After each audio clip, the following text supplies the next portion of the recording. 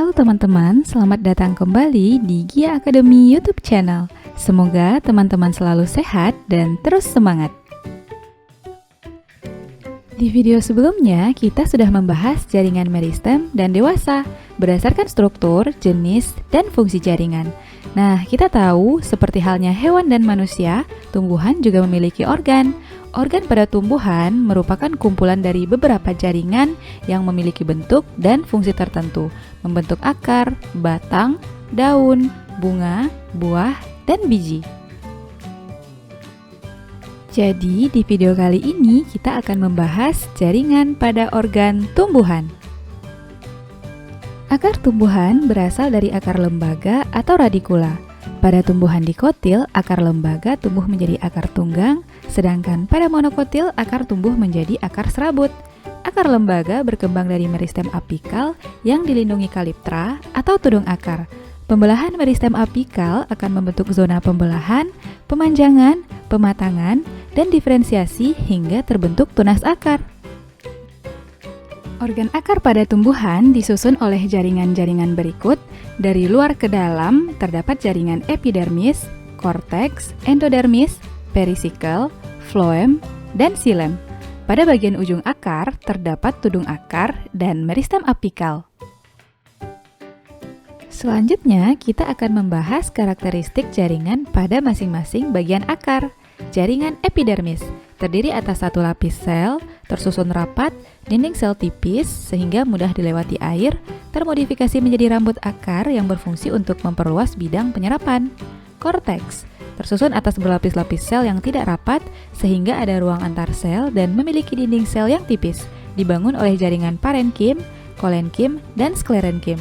Parenkim berfungsi menyimpan cadangan makanan. Lapisan terdalam korteks berdiferensiasi menjadi endodermis. Jaringan berikutnya, endodermis.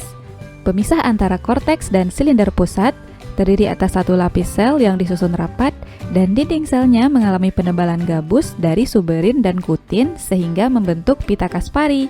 Sel endodermis yang tidak mengalami penebalan disebut sebagai sel penerus atau sel peresap sehingga memungkinkan masuknya air ke silinder pusat.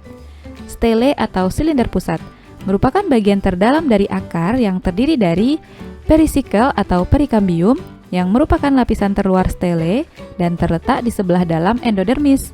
Perisikel tersusun atas sel parenkim yang menebal, berfungsi membentuk cabang akar dan untuk pertumbuhan sekunder. Berkas pengangkut terdiri dari xilem dan floem. Empulur terdiri atas parenkim dan terletak di bagian paling dalam atau antara berkas pengangkut. Nah teman-teman, sekarang kita lihat perbedaan struktur akar monokotil dan dikotil. Kedua jenis akar ini sama-sama memiliki epidermis, korteks, endodermis, perisikel, floem, dan xilem. Namun, pada akar monokotil terdapat empulur yang terletak di bagian terdalam akar. Dan beginilah perbedaan karakteristik antara akar dikotil dan monokotil. Berkas pembuluh xilem akar dikotil berbentuk bintang, tersusun di pusat akar secara radial, dan pada akar monokotil, xilem terletak berdekatan dengan floem. Berkas pembuluh floem pada akar dikotil letaknya di antara jari-jari yang dibentuk oleh xilem, dipisahkan oleh kambium, sedangkan pada akar monokotil, floem letaknya berdekatan dengan xilem dan tidak dipisahkan oleh kambium. Empulur pada akar dikotil hampir tidak ada, kalaupun ada ukurannya sangat kecil. Sedangkan pada akar monokotil memiliki empulur yang berkembang menjadi sklerenkim. Pada akar dikotil, perisikelnya membentuk cabang akar dan meristem sekunder. Sedangkan monokotil, perisikelnya hanya membentuk cabang akar saja. Akar dikotil memiliki kambium, sedangkan monokotil tidak ada kambium. Organ tumbuhan selanjutnya adalah batang. Batang terletak di atas tanah dan tumbuh menuju cahaya matahari. Biasanya berbentuk bulat dan punya ruas dan buku. Pada batang dikotil terdapat kambium yang mengakibatkan diameter batang bertambah besar karena pertumbuhan sekunder. Batang tumbuhan disusun oleh jaringan berikut. Jaringan epidermis pada bagian terluar, kolenkim dan parenkim yang menyusun korteks, kambium vaskuler, floem, xilem, dan empulur pada bagian terdalam batang. Secara umum, jaringan penyusun pada batang dapat kita kelompokkan menjadi 3 bagian berikut. Pertama, jaringan epidermis. Tersusun atas satu lapis sel, tanpa ruang antar sel, dinding selnya mengalami penebalan dari kutin yang disebut kutikula, dan pada tumbuhan kayu yang sudah tua terdapat kambium gabus. Derivat epidermis pada batang dapat berupa lentisel, trikoma, sel silika, dan sel gabus. Berikutnya, korteks mengandung amilum dan tersusun oleh sel parenkim, kolenkim, dan sklerenkim. Pada batang monokotil, korteks hampir tidak bisa dibedakan dengan stele atau silinder pusat. Terakhir, stele terdiri atas perisikel yang bersifat meristematik, sel parenkim pada empulur, dan berkas pengangkut xilem dan floem.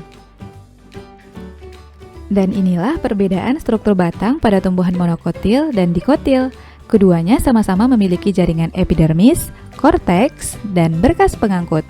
Namun, pada batang dikotil terdapat kambium, perisikel, dan empulur, sedangkan batang monokotil tidak memiliki jaringan tersebut.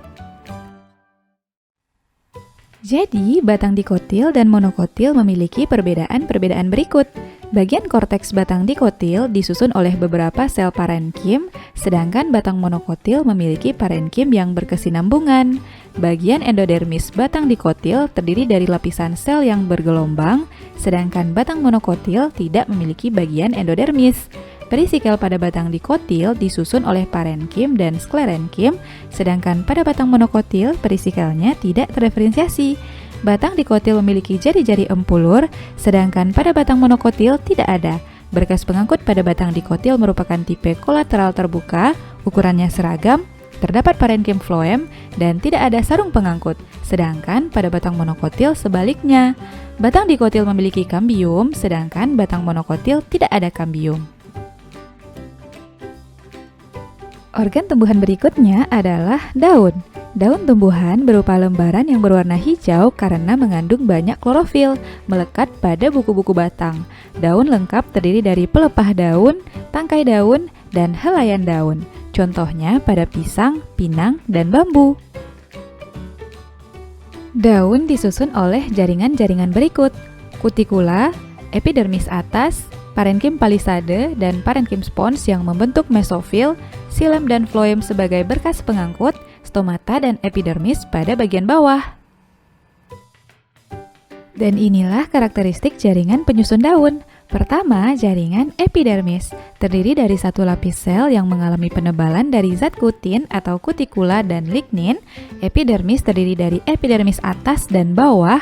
Epidermis atas bersifat lebih tebal karena mengalami penebalan oleh kutikula yang berguna untuk mencegah penguapan. Derivat epidermis daun terdiri dari stomata atau mulut daun yang berguna untuk pertukaran gas, trikomata untuk mengurangi penguapan dan mengurangi gangguan predator, dan sel kipas yang berperan dalam penggulangan daun untuk mencegah penguapan. Berikutnya, bagian mesofil terletak di antara epidermis atas dan bawah daun, tersusun atas parenkim palisade dan spons yang berfungsi untuk fotosintesis. Parenkim palisade lebih banyak mengandung klorofil dan tersusun atas sel yang rapat dan lonjong, sedangkan parenkim spons tersusun atas sel yang renggang dan punya rongga antara sel yang memudahkan pertukaran gas. Dan pada daun monokotil, mesofilnya hanya terdiri dari parenkim spons. Bagian stele terdiri dari berkas pengangkut, xilem, dan floem. Pada daun tumbuhan terdapat jaringan tambahan seperti sel kristal dan kelenjar.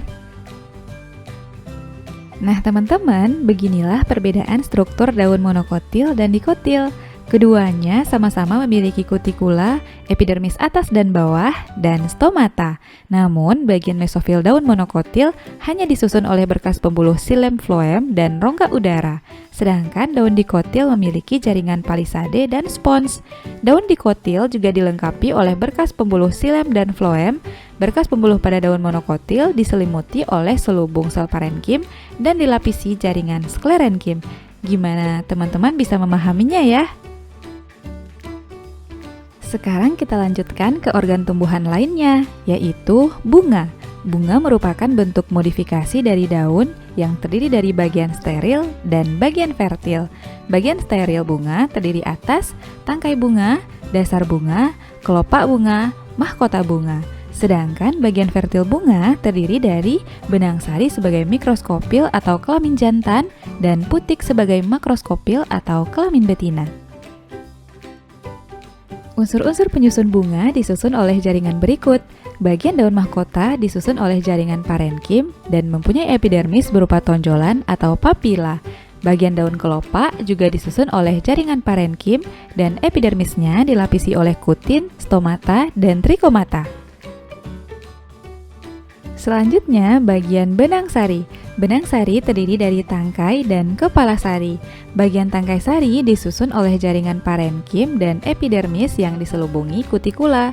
Bagian kepala sari terdiri dari epidermis, lapisan terluar yang terdiri atas satu lapis sel sebagai pelindung, endotesium yang letaknya sebelah dalam epidermis, lapisan tengah terletak di sebelah dalam endotesium yang terdiri dari 2-3 lapis sel, tapetum merupakan dinding terdalam kepala sari dan berkembang maksimum pada saat terbentuk serbuk sari tetrat atau 4 mikrospora haploid. Berikutnya, putik. Putik terdiri atas ovarium atau bakal buah, tangkai putik, dan kepala putik. Dalam ovarium terdapat satu atau lebih ovolum atau bakal biji.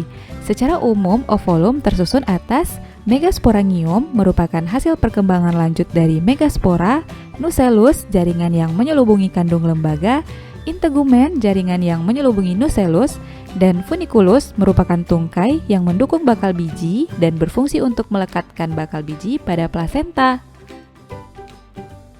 Organ tumbuhan selanjutnya, buah. Buah berfungsi sebagai tempat penyimpanan makanan, biasanya buah membungkus dan melindungi biji. Berdasarkan bentuk asalnya, buah terbagi dua, yaitu buah yang seluruhnya terbentuk dari bakal buah disebut buah sejati, seperti mangga, dan buah yang terbentuk dari bakal buah atau bagian lain dari bunga disebut buah semu, seperti jambu monyet yang terbentuk dari tangkai bunga yang mengembung. Secara umum, buah terdiri dari 3 lapisan berikut: exokap bagian luar, mesokap bagian tengah, dan endokap bagian dalam. Namun, pada buah-buah tertentu terdapat banyak lapisan seperti pada buah kelapa. Terdiri dari exokap bagian kulit luar, mesokap sabut, endokap bagian tempurung, endosperm daging buah, dan testa kulit daging buah.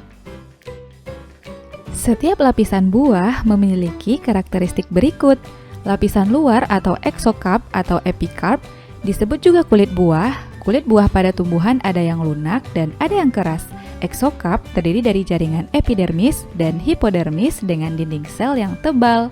Lapisan tengah atau mesokap. Pada beberapa buah, lapisan tengah ini biasa disebut daging buah.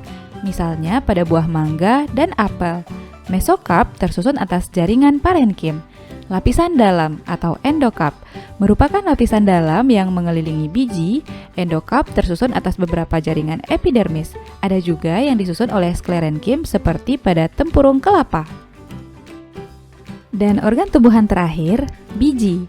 Biji merupakan organ penting tumbuhan. Pada tumbuhan berbiji, biji berfungsi sebagai alat perkembangbiakan utama karena mengandung calon tumbuhan baru. Biji pada tumbuhan monokotil disusun oleh kulit biji, endosperma, kotiledon, radikula, dan biji tumbuhan dikotil terdiri dari kulit biji, epikotil, hipokotil, kotiledon, plumula, dan radikula. Nah, sampai di sini teman-teman bisa memahaminya ya. Agar teman-teman semakin paham, mari kita selesaikan contoh soal berikut.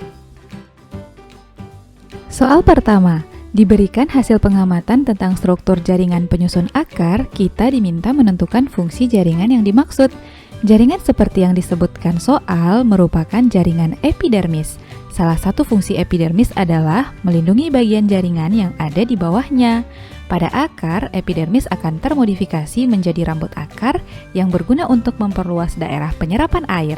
Jadi, jawaban yang benar adalah A. Soal kedua, terdapat beberapa jaringan penyusun organ batang. Kita diminta menentukan urutan jaringan dari dalam keluar. Untuk menjawabnya, kita perhatikan gambar penampang melintang batang berikut. Terdiri dari empulur, xilem, cambium, phloem, perisikkel, korteks, dan epidermis. Jadi, berdasarkan soal urutannya, xilem, cambium, phloem, korteks, epidermis. Jawaban yang benar adalah D. Soal selanjutnya, Diberikan gambar bunga yang masih kuncup, kita diminta menentukan jaringan penyusunnya. Kita tahu bunga yang masih kuncup terdapat daun mahkota dan kelopak. Daun mahkota terdiri atas jaringan parenkim dan epidermis. Epidermis pada daun mahkota berupa tonjolan yang disebut papila. Daun kelopak juga disusun oleh jaringan parenkim dan epidermis. Epidermisnya dilapisi oleh kutin, stomata, dan trikomata. Jadi jawaban yang benar adalah E. Soal terakhir, diberikan gambar buah kelapa, kita diminta menentukan bagian yang merupakan daging buah. Kita ingat lagi struktur buah kelapa yang terdiri dari kulit luar, sabut, tempurung, daging buah, dan kulit daging buah. Jadi yang merupakan daging buah atau endosperm adalah bagian nomor 4. Jawabannya D. Oke teman-teman, di video kali ini kita sudah belajar jenis-jenis jaringan yang menyusun organ akar, batang, daun, bunga, buah, dan biji. Bisa dimengerti ya?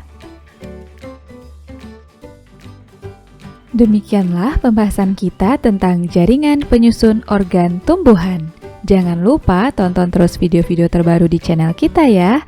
Sampai jumpa di video berikutnya.